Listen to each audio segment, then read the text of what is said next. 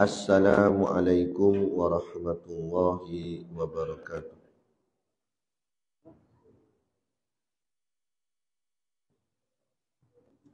Ila hadrati sayyidina wa habibina wa syafi'ina Muhammadin sallallahu alaihi wasallam wa ila arwahi abaihi wa ikhwanihi minal anbiya'i wal mursalin salawatullahi wassalamuhu alaihi wa alaihim ajma'in wa ala ali kulli wassahabati wal qarabati wat tabi'in wa tabi'it tabi'in bi ihsanin ila yaumiddin wa ila arwahi walidina wa muallimina wa zawil huquqi alaina ajma'in wa khususan ila hadrati al-alim al-alamah al-syaikh Abdul Samad Al-Falimbani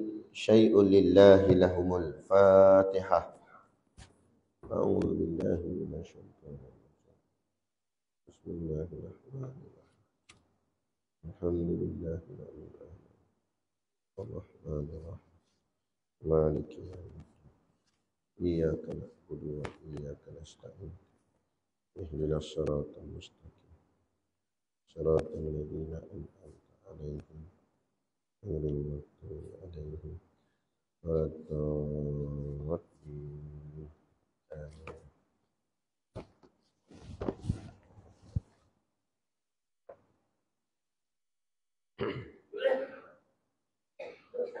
Bismillahirrahmanirrahim. Alhamdulillahi rabbil alamin. Wassalatu wassalamu ala asyrafil anbiya'i wal mursalin Sayyidina Muhammad wa ala alihi wa sahbihi ajma'in. Subhanaka la ilma lana illa ma 'allamtana innaka antal alimul hakim. Bishrah li sadri wa yassir li amri wahlul 'uqdatam min lisani yafqahu qawli. Wala haula wala quwwata illa billahil aliyyil azim. Amma ba'd. Alhamdulillah, kita sama-sama panjatkan syukur hadratillah subhanahu wa ta'ala yang dengan limpah dan kurnianya diizin oleh Allah subhanahu wa ta'ala untuk kita berada di dalam majlis ilmu pada pagi ini, yang moga-moga dengan kesungguhan kita dalam mentaati perintah Allah ini dianugerahkan Allah keselamatan daripada azab api nerakanya dan kemuliaan untuk ditempatkan di dalam syurganya nanti di hari akhirat kelak, insya-Allah. Amin ya rabbal alamin. Yang saya hormati pengerusi surau dan seluruh saf kepimpinannya, para imam, para bilal, tuan-tuan siap yang tak dapat kita nak sebutkan namanya satu persatu, yang amat-amat disanjungi para asatizah, alim-alim ulama, tuan-tuan guru, ustaz ataupun ustazah yang hadir pada pagi ini, mohonlah ditegur kepada hamba yang fakir dalam bidang ilmu ini, sekiranya apa yang disampaikan dan dikongsikan ada salah dan silapnya. Yang kita kasihi ayah-ayah, ibu-ibu, pemuda-pemudi, muslimin dan muslimat yang dirahmati Allah sekalian.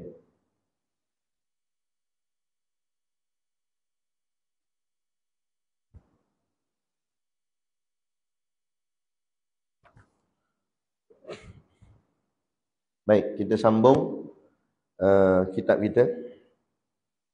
Qala al-muallif rahimahullahu ta'ala wa nafa'ana wa iyyakum bi ulumihi fid dharaini amin ya rabbal alamin. Kata pengarang kitab, setelah itu maka sembahyangkan pula akan sunat istikharah 2 rakaat. Inilah lafaz niatnya. Usalli sunnatal istikharata. istikharati. Salah situ. Salli sunatal istikharati ra'ataini lillahi ta'ala Allahu Akbar. Seperti yang lagi akan datang kaifiatnya. Okay? Mana kata lepas, ini anjuran lah, bukannya mesti macam ni. Ini anjuran. Anjuran yang disusun oleh Syekh Abdul Samad Al-Palimbani. Lepas kita dah buat solat isyraq tu, lepas tu dia kata, dia suruh kita sembahyang sunat istikharah. Solat sunat istikharah 2 rakaat. Niat dia usalli sunatal istikharati ra'ataini lillahi ta'ala Allahu Akbar. Lepas tu dia kata seperti yang lagi akan datang kaifiatnya. Maknanya macam mana cara nak mendirikan solat istikharah tu, lepas tu apa kelebihan dan sebagainya, belum cerita lagi. Itu nanti lepas ni, dia tak masuk lagi. Cuma dia bagi tahu je. Suruh kita sembahyang. Maka jikalau ada bagimu suatu hajat yang tak dapat tiada engkau pergi kepadanya, maka baca olehmu. Apa tujuan dia suruh kita buat solat sunat istikharah ni? Sebab biasanya pagi-pagi ni orang ada urusan macam-macam. Jadi lepas dah solat sunat isyraq tu, buat solat sunat istikharah tu, untuk kita meniatkan tujuan kerja-kerja yang kita nak buat jagi tu, apa-apa kerja kita nak buat tu, biarlah kerja-kerja tu menjadi pilihannya pilihan Allah. Itu maksud. Maksudnya kerja yang kita buat tu kerja yang betul, yang elok, yang dipilih oleh Allah. Sebab solat sunat istikharah ni kan solat sunat memilih. Kita minta Allah pilihkan untuk kita pilihan yang elok. Jadi moga-moga dengan urusan kita tu jadi urusan yang dipilih oleh Allah. Selalu dalam keadaan redanya Allah. Itu maksud dia. Jadi dia kata kalau kamu ada hajat, mana ada hajat tu ada urusan, ada kerja nak kena buat, maka hendaklah kamu membaca akan doa ini. Iaitu dia kata Bismillahirrahmanirrahim. Allahumma kun wijhati fi kulli jihah wa maqsadi fi kulli qasdin wa ghayati fi kulli sa'in wa malja'i fi kulli syiddatin wa ham wa wakili fi kulli amr wa tawalliya mahabbatin wa inayatin fi kulli halin. Yang maksud dia Bismillahirrahmanirrahim, dengan nama Allah yang amat pemurah lagi amat penyayang. Allahumma, ya Allah, kun, jadikanlah, wijhati fi kulli jihatin, dirimu itu, diri Allah itu sebagai penghadapanku pada setiap arah. Jadikanlah dirimu itu menjadi penghadapan, maksudnya menjadi apa-apa didahulukan Allah di hadapan dalam segala urusan kita, dalam setiap arah, dia kata. Wa maqsadi fi kulli qasdin, sasaran, yakni qasad, niat hatinya, sasaranku pada setiap tujuan, setiap apa yang terniat itu tak ada niat lain melainkan niat kerana Allah. Wa ghayati fi kulli sa'yin, matlamatku pada setiap usaha. Apa yang dimatlamatkan mestilah nak Allah tujuan dia, matlamat dia. Matlamat kerana Allah dalam setiap usaha kita. Itu dia minta. Wa malja'i fi kulli syiddatin wa ham, tempat berlindungku pada setiap kesusahan. Dan meletakkan Allah sebagai tempat kita nak berlindung dalam setiap kesusahan. Meletakkan Allah lah menjadi pengharapan kita. Dan duka citanya.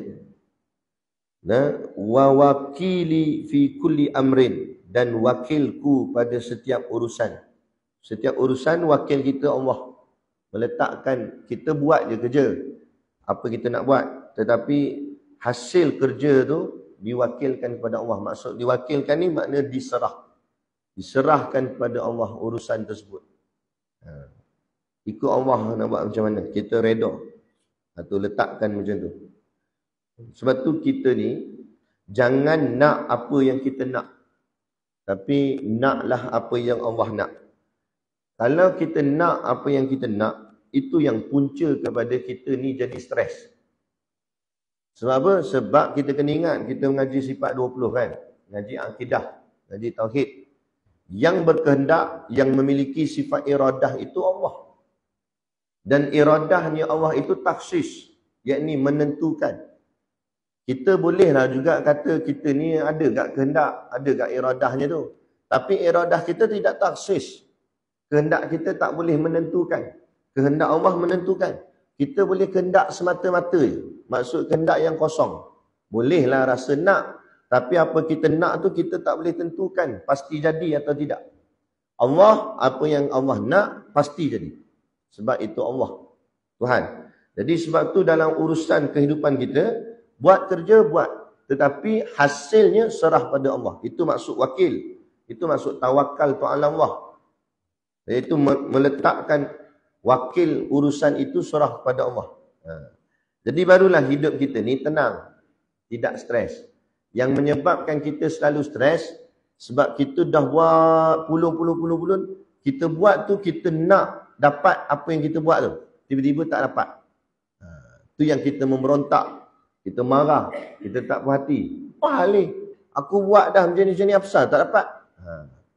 Kenapa kamu nak dapat apa yang kamu buat? Kamu Tuhan ke atau Allah Tuhan? Tentu tanya balik pada diri. Kan? Allah yang menentukan, bukan kita yang menentukan. Kita buat saja. Buat tak jadi. Nak macam mana? Dah kata Allah tak nak bagi jadi, serah pada Allah. Kita pun tak apalah. Dah Allah tak nak bagi jadi macam ni, pasti ada hikmahnya. Allah nak beri yang lebih baik. Pegang situ sudah. Jadi pujuk hati balik. Moga-moga hati jadi tenang balik. Reda pada ketentuan Allah. Itu cara dia. Tapi kalau tak, kerah kepala juga, nak, akhirnya stres. Benda memang tak akan jadi. Sebab Allah tak nak bagi jadi. Benda tak akan jadi. Kita push juga. Paksa juga. Jadi stres. Bila stres, mengundang apa? Mengundang penyakit. Itu yang berlaku. Itu yang jadi sakit. Berpunca sakit jasad bermula daripada sakit hati. Hati yang bermasalah. Dalaman. Bila hati itu sakit, tak boleh terima kenyataan dan takdir yang telah Allah tetapkan, maka datanglah hadir penyakit jasad. Sebenarnya penyakit jasad itu sebagai satu kafarah kepada kita kerana tak nak meredai atas ketentuan yang telah Allah tetap. Jadi Allah hukum, habis akhirnya sakit. Ya tak? Moga-moga dengan sakit jasad tadi, walaupun dihukum oleh Allah, menyadarkan kita semula, itu tujuan, hikmah dia. Bila kita sakit, kita pun sedar balik. Aku ni kan hamba, kata. Jadi bila kita sedar, kita balik pada Allah balik. Jadilah kita hamba yang soleh. Ni tak kadang-kadang dalam sakit marah lagi. Macam mana kita? Patut dengan sakit tu, Allah nak bagi kita patah balik. Allah nak bagi kita sedar balik. Supaya kita ingat balik siapa kita. Tiba-tiba dalam sakit marah lagi ke Tuhan. Sakit marah lagi dalam takdir. Kan? Tak boleh terima lagi dah. Macam mana? Akhirnya diri dia bukan semakin dekat dengan Allah, makin lama semakin jauh dengan Allah Ta'ala. Moga-moga tidak begitulah kepada kita semua. Na'udzubillah. Baik. Jadi ini antaranya dia ajar kepada kita untuk doa, meletakkan diri kita ni supaya reda kepada Allah. Wakilku pada setiap urusan. Dia kata. Wa tawallani tawalliya mahabbatin wa inayatin fi kulli hal. Dan uruskanlah, minta Allah yang uruskan. Kita tak pandai mengurus, tuan-tuan. Jadi jangan lagak. Kita tak pandai mengurus. Yang mengurus kita ialah Allah. Jadi serahkan urusan tu pada Allah. Kita buat je kerja kita. Setakat mana yang kita mampu. Selebihnya, biarlah Allah yang tentukan. Biarlah Allah yang uruskan. Sebab Allah lebih tahu. Dan uruskanlah daku, dia kata. Tolonglah ya Allah, uruskanlah aku ni dengan urusan kasih sayang, dengan mahabbah, keperhatian dalam semua hal, dan inayah, yakni menjadi perhatian di sisi Allah pada setiap urusan kita. Itu antara sebab kenapa Syekh Abdul Samad ajar kita, lepas kita buat solat sunat isyraq, disuruh kita buat solat sunat istikharah. Padahal solat sunat istikharah ni selalunya kita nak berkait dengan benda yang kita nak buat keputusan, nak ambil kanan ke kiri, kan? Nak menikah ke tidak, contoh. Nak ambil kerja tu ke tak nak, macam tu. Tapi kadang-kadang kita ni sebab itulah ulama sebut, sebab ni jalan sufi, jalan tasawuf. Jalan kesufian ni, jalan tasawuf ni, di jalan yang banyak bergantung dengan Allah. Kita ni kadang-kadang minta pertolongan Allah atau minta Allah pilih untuk kita ni atas urusan-urusan yang rasanya besar sahaja. Maknanya sekali-sekala. Tapi Syekh Abdul Samad ajar kita suruh buat solat sunat istikharah ni tiap-tiap pagi. Mana lepas solat sunat isyak, buat solat sunat istikharah. Supaya kita nampak tak kira urusan tu besar ke kecil ke, letakkan urusan tu biar Allah yang pilih. Kita kadang-kadang nampak urusan yang besar-besar saja. Contoh nak buat projek ke tak buat projek, baru buat istikharah yang besar-besar. Habis yang selalu kita buat kerja macam biasa ni, kita rasa itu kita boleh buat sendiri. Itu salah. Jadi sebab tu Syekh ajar kita buat juga istikharah, sebab segala dalam hidup kita ni semua ada pilihan. Walaupun sekecil-kecil pilihan, kerana kita tak tahu. Kalau mungkin walaupun pilihan yang kecil tadi tu mengundang satu masalah yang besar kerana kita salah memilih. Ataupun yang paling bahaya sekali, pilihan kita bukan kerana Allah tapi kerana hawa nafsu. Itu paling bahaya. Jadi sebab tu dia ajar kepada kita untuk solat sunat istikharah, supaya dalam hidup kita ni penuh dengan nak memilih sana, nak memilih sini, maka pilihan itu moga-moga pilihan yang dibimbing, yang diinayahkan daripada Allah, yang dibantu oleh Allah. Moga-moga apa yang kita pilih tu bukan kerana hawa nafsu, jadilah pilihan itu pilihan Allah. Jadi bila pilihan Allah, jalannya elok saja. Gitu, jalannya baik saja. Moga-moga begitulah. Jadi cuba kita amalkan macam tu. Baik, habis dah doa. Setelah itu maka engkau kerjakan hajatmu itu. Dah doa siap dah, buatlah kerja yang kita nak buat. Benda apa kita nak buat. Demikianlah engkau kerjakan pada tiap-tiap yang ada hajatmu. Setiap kali ada hajat, buatlah macam ni, kata Syekh. Buat solat sunat istikharah, lepas tu baca doa ni. Dia kata. Demikianlah engkau kerjakan pada tiap-tiap yang ada hajatmu, yang tak dapat tiada, mengeluarkan akan dikau daripada masyghul dengan zikir. Dengan apa? Mengeluarkan akan dikau daripada masyghul. Masyghul artinya sibuk. Supaya bila kita amal macam ni, paling-paling tidak, apa kita buat kerja-kerja tadi tu, hajat-hajat kita tu, kerja-kerja tu, pastilah kerja-kerja tu, kerja-kerja dunia.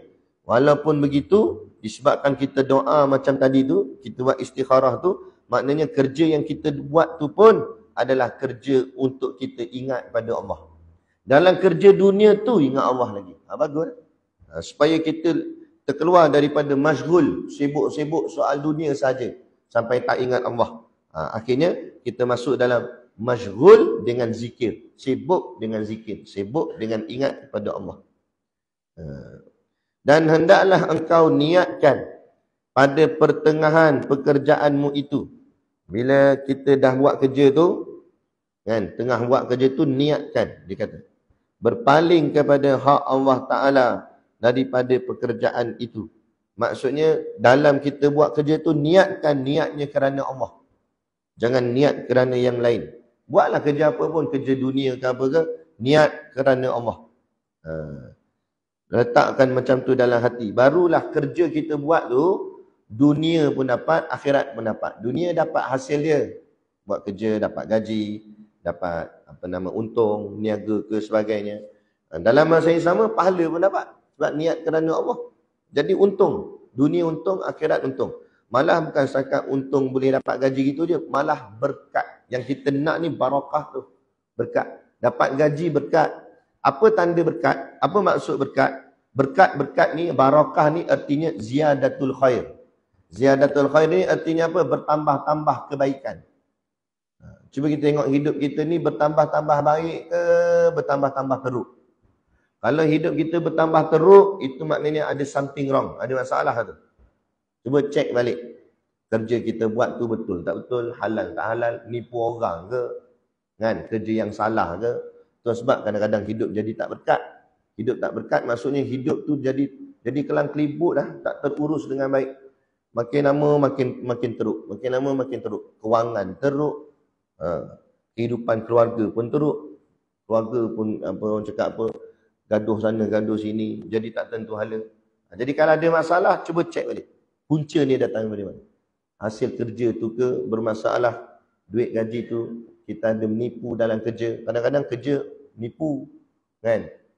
Tak OT, claim OT. Jadi benda-benda macam tu kadang-kadang dia jadi trend. Sebab senior dulu buat macam tu, kita pun ikut-ikut.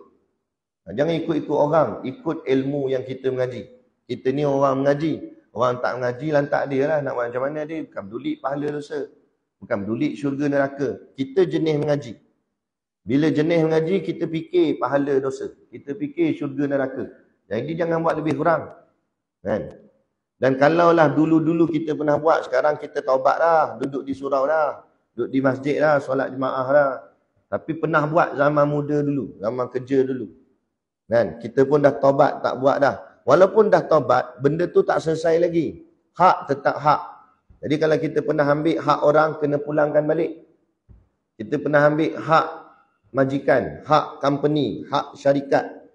Jadi macam saya sebut, tak ada OT tapi claim OT. Haram tu. Jadi macam mana nak buat? Kena pulang balik duit tu. Kan? Orang pulang macam mana? Saya tak tahu mana dah syarikat tu. Ustaz. Nak kawan saya tu pun saya tak tahu dah duduk mana dah. Kalau tak tahu dah cari, tak tahu punca dah. Mula-mula Syekh kata kena cari dulu. Guru kami kata kena cari dulu sampai dapat. Kalau memang tak dapat dah dan jadi susah, jadi masalah, payah pula nak cari ke dia, maka kita gunakan nilai tadi tu, kita derma kepada jalan Allah. Derma masjid, surau ke apa, tapi nilai yang kita pakai hari tu. Kan? Ini kadang-kadang itu dari sudut ambil duit pula. Yang di sudut ambil barang pun ada tak? Ambil kertas di pejabat bawa balik rumah. Kan? Ambil kursi pejabat bawa balik rumah. Melainkan kalau majikan bagi, majikan kata ambil lah, tak pakai dah barang ni. Tak apa dah. Tak, ni ambil pandai-pandai sendiri. Pen pun kira tu hak orang. Sebab tu jangan orang cakap apa, berlebih kurang. Semua akan dituntut Allah. Allah ada satu nama dalam Asmaul Husna, nama dia apa? Al-Muntaqim. Apa maksud Al-Muntaqim? Kalau kita terjemah maksud Al-Muntaqim tu artinya Maha Pendendam. Maksud Maha Pendendam di sini, Allah akan ungkit seungkit-ungkitnya. Segala perkara, sekecil-kecil perkara pun Allah akan ungkit. Jadi sebab tu semua perkara kita kena titik berat. Inilah jalan ahli sufi, jalan ahli tasawuf. Dia takut dengan Allah Ta'ala sampai sekecil-kecil perkara pun dia ambil kira. Bukan buat lebih kurang. Kita suka buat lebih kurang. Kan? Ada satu kisah dalam kitab, saya tak ingat kitab mana, tapi dalam kitab tasawuf. Ada seorang lelaki ni, dia pergi makan kenduri rumah orang. Takdir kata dalam lepas masa makan kenduri tu, air basuh tangan tak ada. Tak tahu air tak ada ke macam mana, tak tahulah. Tapi air basuh tangan tu tak ada. Habis macam nak buat ni, tangan dah belum mau minyak apa sebagainya. Akhirnya dia buat macam mana? Dia ambil pasir, dia ambil tanah, dia romor tanah dengan tangan dia. Nak bagi hilang lemak-lemak, minyak-minyak apa semua dia romor. Lepas tu dia balik rumah. Sampai di rumah, tiba-tiba dia dengar satu bisikan di telinga dia.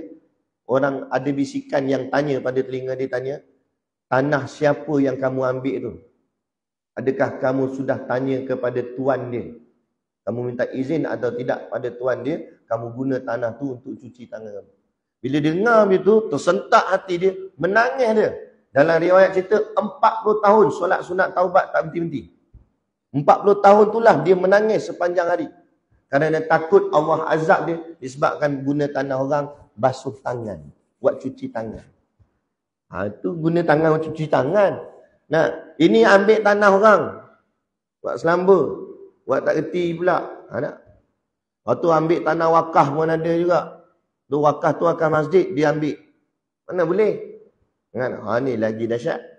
Lepas tu tengok ahli sufi.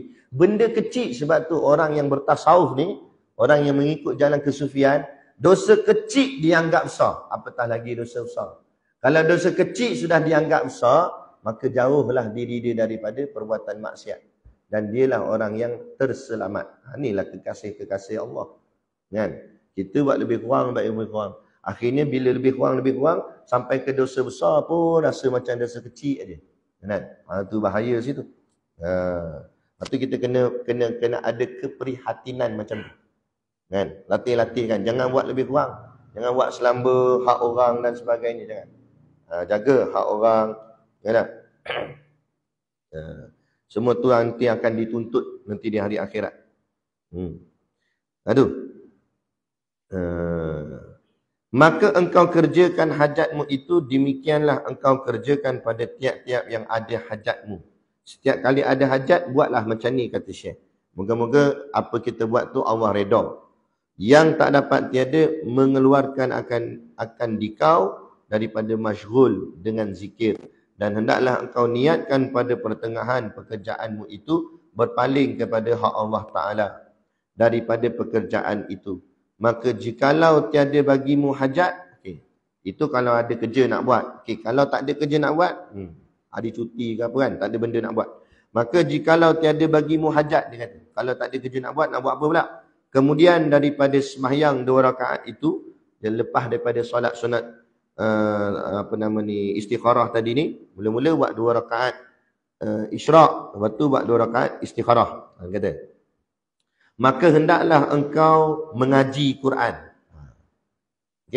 Jadi kalau benda apa tak ada benda nak buat, tak ada ni, daripada membazir masa benda bukan-bukan, duk lepak kedai kopi lama-lama, boleh setakat nak sarapan, tapi lepak sampai orang nak tutup kedai, duduk situ lagi. Kata, saya nak tutup dah ni. Tak apa dah. Nanti meja saya simpan lah ni. Duduk sampai orang dah tutup, dia duduk lagi situ. Tuan kedai pun balik lah. Dia tak balik lagi. Jadi daripada lepak kosong gitu, buang kosong, baik ngaji Quran. Tak? Tak semestinya di masjid, di rumah tak apa. Kan? Ngaji Quran. Ngaji Quran kata. Atau zikir. Kalau rasa macam malas nak ngaji, zikir. Gang tali tasbih tu tarik satu-satu. Terus melelak tidur. Tak apa tak? Tidur sebab dengan berzikir. Kan? Okey tak? Atau zikir. Atau mengaji ilmu yang beri manfaat. Tu orang buat kuliah duha pula. Tengah ada kat sana mana ke ada buat kuliah duha. Hari ni tak ada benda apa nak buat ni. Kerja-kerja kat kebun pun tak ada. Pergi lah mengaji. Pergi mengaji kuliah duha. Moga-moga dapat memberi manfaat kepada kita.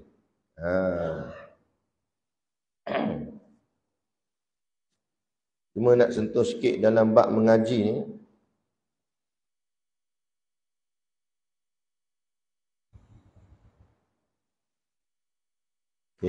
Bagi kita, dia kata Syekh ni dalam kitab Marakil Ubudiyah. Dia kata, hadza in kunta aliman. Wa amma idza kunta muta'alliman wal afdalu an tasrifa au qatika fi talabil ilmi an-nafi'i fid din haitsu yashtagilul alimu bil ifadah. Hal penggunaan waktu dalam memberi manfaat kepada orang lain semacam ini jika dirimu sebagai orang alim dan adapun apabila dirimu sebagai pelajar. Diri kita ni antara dua je. Sama ada yang pertama orang alim, orang yang ada ilmu. Yang kedua pula orang yang kurang ilmu, yakni orang yang belajar. Maka yang paling utama adalah kamu mempergunakan waktu-waktumu itu dalam menuntut ilmu yang bermanfaat untuk agama. Kalau kita ni bukan orang alim, maknanya kita kurang ilmu, maka gunakanlah masa-masa yang ada itu untuk menuntut ilmu yang bermanfaat untuk agama. Tapi sekiranya orang alim, kalau kamu itu orang alim, itu dapat menyibukkan diri dengan memberikan ilmu. Tapi kalau orang alim pula, sibukkan dengan memberi ilmu pada orang. Orang yang kurang ilmu, sibukkan dirinya mencari ilmu. Itu dah cantik dah Allah susun, gitu dah. Sebab tu Allah buat ada orang yang reti, ada orang tak reti. Sebab masing-masing ada peranan dia.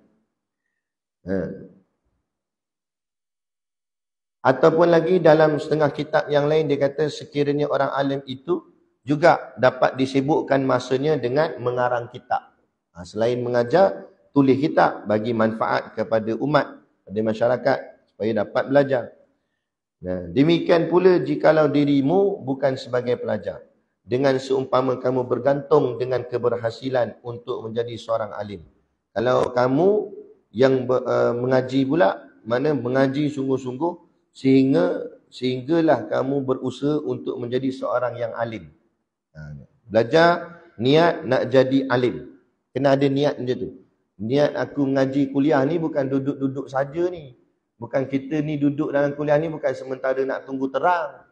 Kan? Tapi kita niatkan duduk hadir majlis ilmu sebab aku cita-cita nak jadi orang alim. Aku nak jadi ustaz, nak jadi tok guru. Tak salah. Niat begitu tak salah. Kalau kita pandang ustaz tok guru tu adalah satu rahmat Allah yang akhirnya dapat mendekatkan diri kepada Allah. Tapi kalau kita faham nak jadi ustaz supaya popular, nak jadi tok guru supaya orang cium tangan kita, itu baru salah. Itu namanya hubbul jah. Ni mencintai orang cakap popular, mencintai kemegahan supaya orang nak jadi terus sanjung-sanjung pada dia. Bukan begitu. Orang nak sanjung bukan urusan kita. Kan? Orang nak megah-megahkan kita bukan urusan kita. Kita terpopular dengan sendirinya, bukan kita yang angkat diri kita. Itu bukan urusan kita. Itu biarlah. Itu urusan Allah. Adapun urusan kita, kenapa kita mengaji ni? Sebab nak betulkan diri dan kita nak jadi orang alim, kerana orang alim itu dekat dengan Allah. Itu tujuan. Sebab Allah kata innama yakhshallah hamin ibadihil ulama. Hanya senya orang yang takut pada Allah itulah dari kalangan alim ulama.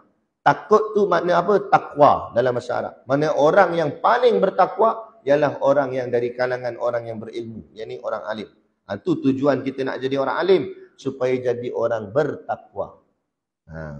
Walaupun kawan-kawan kita kadang-kadang duk perli kita biasa, duk dalam masyarakat ni. Amboi, macam alim pun aku tengok hang ni. Dia pakai kemas, kan? Pakai kopiah, pakai jubah pula, apa semua, janggut pula. Rupa pula macam tok guru sikit. Orang pun kata peli kan. Kata, macam tok guru aku tengok. Macam orang alim. Nah, walaupun kawan tu perli kita ucap alhamdulillah, amin, insya-Allah. Moga-moga jadi sungguh. Tengok Allah makbul, mana nak tahu jadi tok guru tu, jadi orang alim tu, kan? Ada satu kisah di India. Dia ni jahat sejahat-jahat manusia waktu tu. Jahat dia, berapa kali kena tangkap polis apa semua. Tiba-tiba umur dia masa tu 80 dah. Tua dah ni, 80. 80 umur dia, terdetik hidayah di hati dia tu. Kan? Dia pun menung, sampai ke tua aku ni jahat, kata dia. Tak tobat-tobat ke? Dah lah, aku menyesal lah, kata. Aku pun dah boring dah nak buat kerja jahat ni. Jemu lah. Aku nak pergi mengaji lah. Akhirnya dia pergi mengaji. Pergi mengaji di pondok. Ngaji punya ngaji. Sungguh-sungguh pula tu dia mengaji. Ngaji sampai jadi alim. Akhirnya umur dia dekat 100 tahun, jadi rujukan. Orang semua rujuk dia. Ada masalah dia, orang tanya dia. Jadi tok guru lepas tu. Sampai Allah panjangkan umur dia sampai umur 120. Lepas tu baru dia meninggal. Nak ceritanya, walaupun 80 tahun dia jahat. 80 tahun jahat. Bukan sikit-sikit, kan 8 tahun. 80 tahun jahat daripada muda sampai ke tua. Kan? Jahat aja, tiba-tiba berubah nak jadi baik. Walaupun dah hujung-hujung usia, tetap Allah terima dia. Jadi tidak ada istilah terlambat. Dalam bab agama tak ada istilah terlambat. Dia kata, nak macam mana Ustaz, saya ni tua dah. Dan kalau ngaji pun boleh dapat apa, dia kata. Ada, teruskan usaha. Kerana rahmat Allah tak pernah tertutup. Selagi mana nyawa belum sampai di kerongkongan. Dan juga sebelumnya matahari terbit di sebelah barat. Selagi itu peluang dan rahmat Allah cukup luas.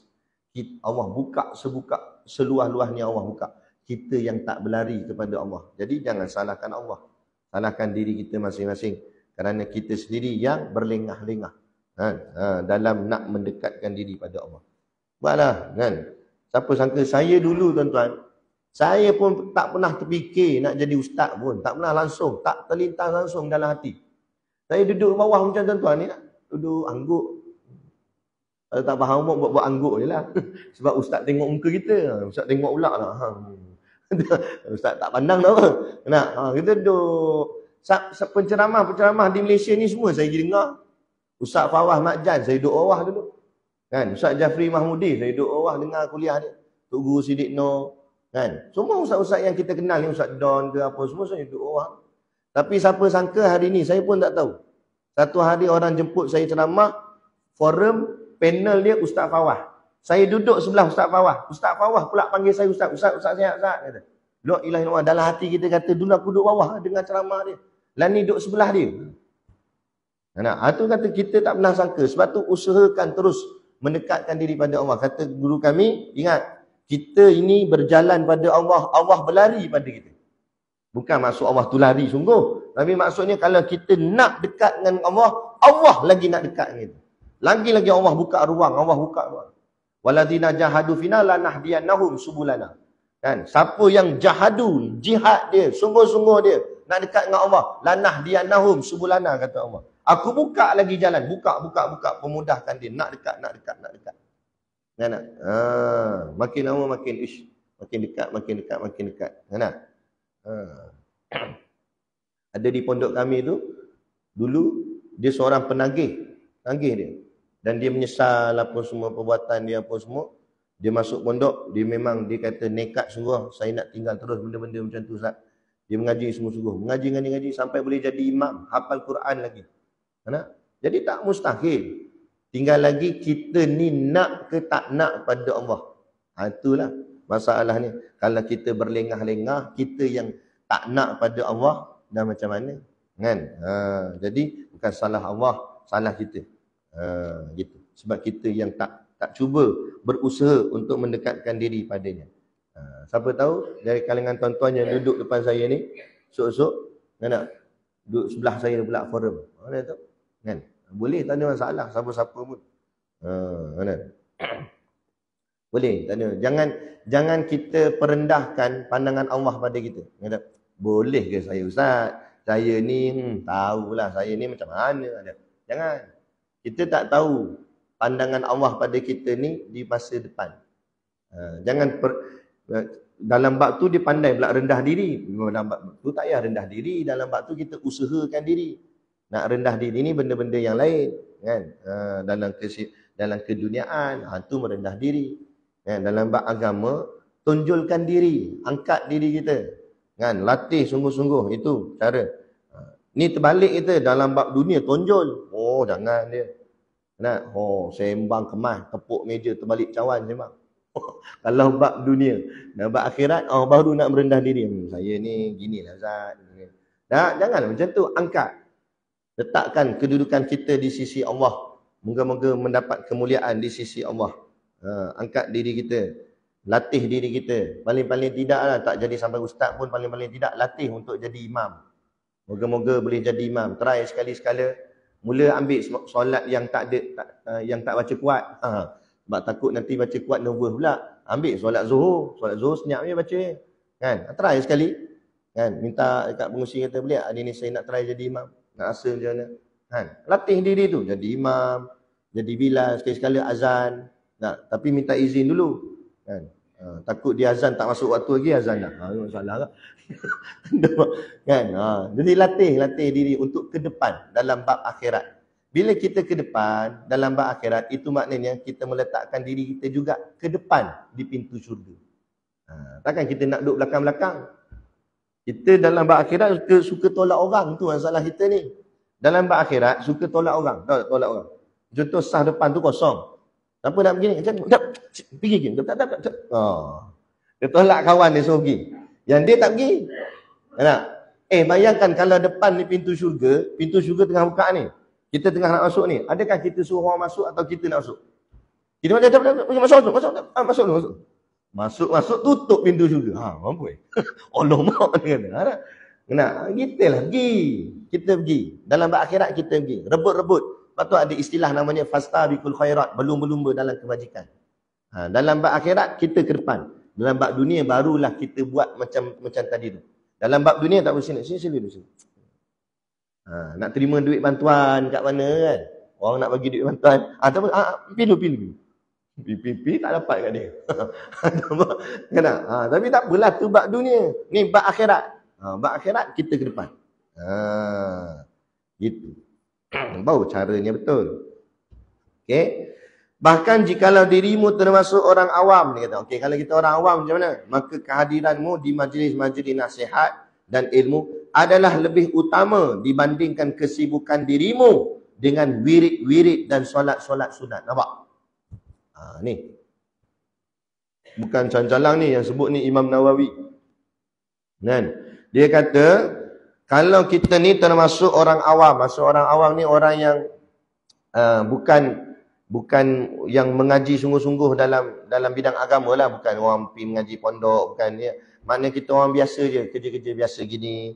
Maka kalau kita orang awam, kehadiran kita di majlis-majlis nasihat dan majlis-majlis ilmu yang orang buat secara terbuka macam ini adalah lebih penting dan lebih utama dibandingkan kita sibukkan diri kita dengan wirid-wirid dan solat-solat sunat. Jadi menghadir majlis ilmu itu lebih wajib daripada kita zikir ataupun kita buat solat-solat sunat. Ni kadang-kadang ada perangai orang tengah kuliah dia baca Quran belakang.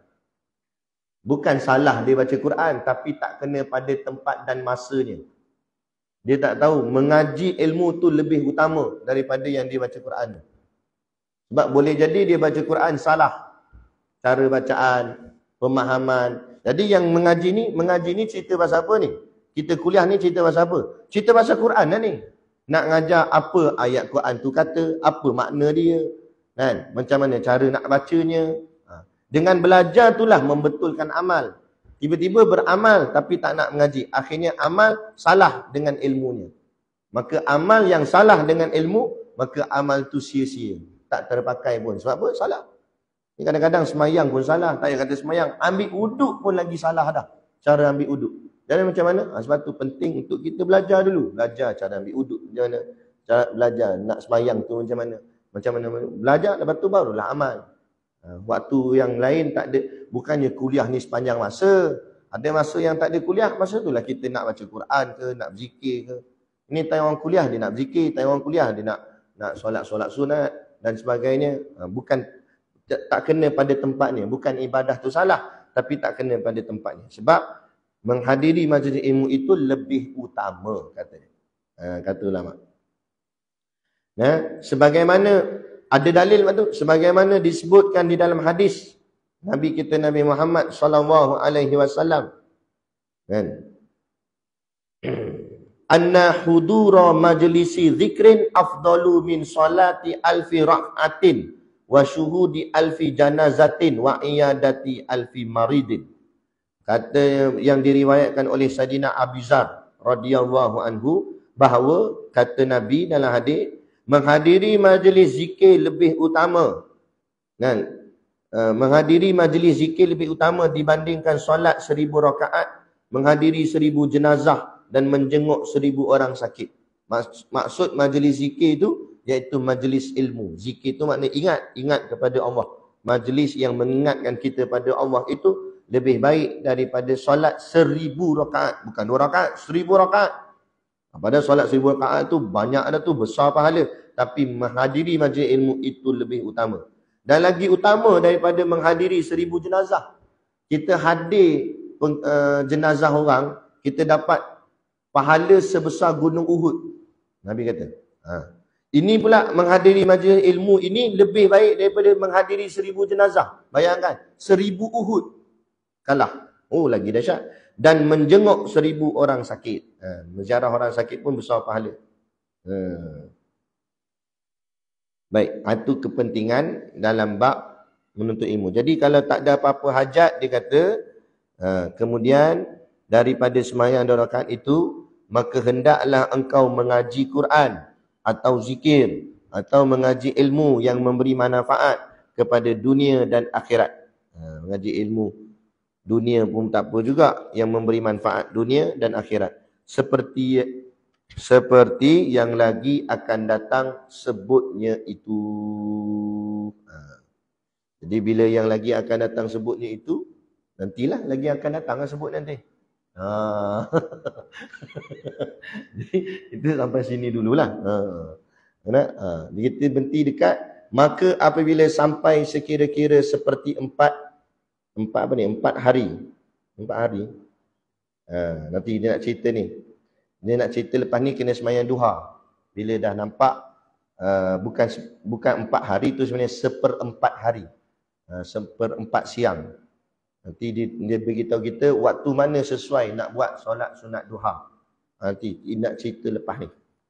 Okey, itu pengajian kita yang akan datang jika diizinkan Allah. Jadi kesimpulan kita dah faham daripada yang semalam punya solat sunat Isra'. Okey, lepas ni kita boleh buat dah ni. Kejap lagi lah. Solat sunat Isra'. Lepas solat sunat Isra', kita baca doa, lepas tu kita dirikan pula kalau ada masa lagi lah. Kalau ada kerja tak apalah, silalah buat kerja. Tapi kalau ada masa, lagipun sekejap je, 2 rakaat je. Kita buat pula solat sunat istikharah. Tujuan solat sunat istikharah tu minta petunjuk Allah dalam memilih segala urusan kita hari tu. Dalam urusan kita ni macam-macam kita nak pilih sekejap ni. Nak buat kerja itu, nak buat kerja ini. Mana kerja yang lebih baik, kita minta Allah pilihkan. Dengan cara kita buat solat sunat istikharah. Lepas tu lepas habis solat sunat istikharah, kita baca doa apa semua. Lepas tu buatlah kerja. Dan buat kerja tu macam mana nak tahu mana satu pilihan Allah? Ikut gerak hati. Hati gerak rasa mana yang kita rasa nak buat. Yang kita rasa cenderung rasa nak buat yang ini lah. Moga-moga apa yang kita cenderung itulah datang daripada Allah. Moga-moga itulah yang maksud yang Allah pilihkan untuk itu. Lepas tu kita buat bagi elok, bagi baik insya-Allah. Tapi kalau hati tu rasa cenderung nak tekan nombor ekor, tu bukan dia. Itu tak payah istikharah, tu memang jangan terus, itu haram. Kata hati rasa cenderung ke Allah pilih situ?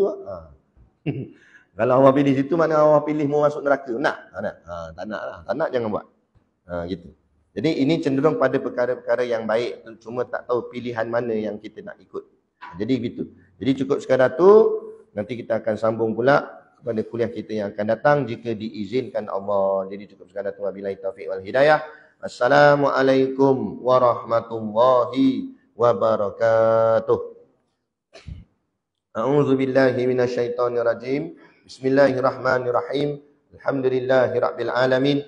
Wassalatu wassalamu ala asyrafil anbiya'i wal mursalin wa ala alihi wa sahbihi ajmain.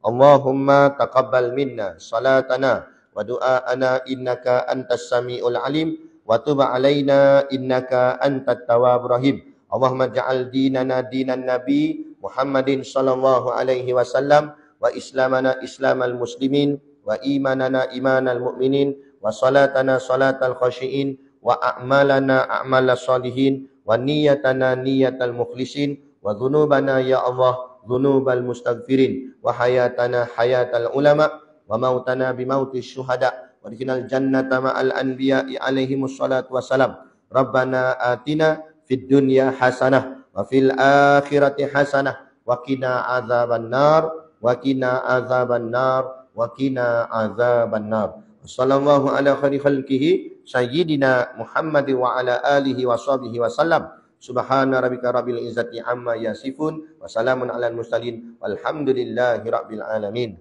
Amin ya rabbal alamin. Taqabbalallahu minna wa minkum. Takbir.